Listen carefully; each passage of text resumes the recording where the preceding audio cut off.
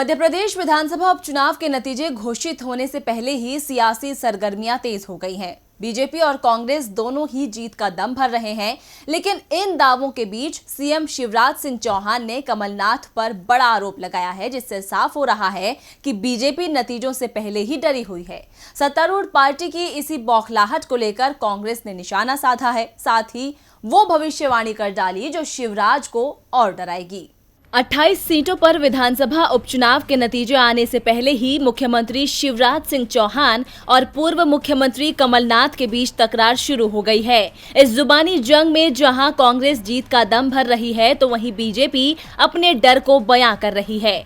Party ने विपक्षी दल पर गंभीर आरोप लगाए हैं।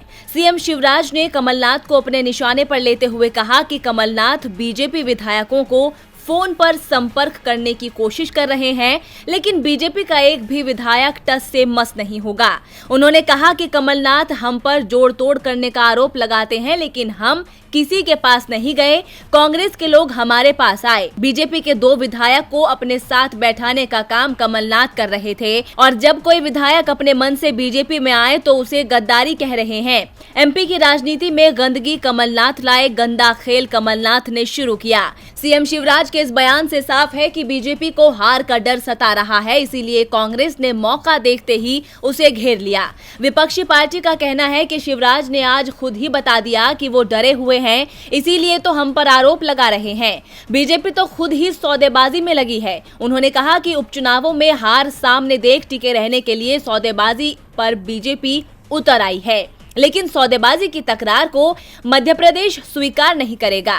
मेरे पास कांग्रेस के विधायकों और निर्दलीय विधायकों की तरफ से ये सूचना मिल रही है कि बीजेपी के लोग उनसे संपर्क करके तरह तरह के प्रलोभन दे रहे हैं, लेकिन बीजेपी ये समझ रही कि इस प्रदेश की जनता ने सौदेबाजी और बोलियों से बनी सरकार को अस्वीकार कर दिया है। 10 नवंबर को उपचुनाव के परिणाम इस बात को सिद्ध करेंगे कि प्रदेश की जनता ने सौदेबाजी की सरकार को नकार दिया है।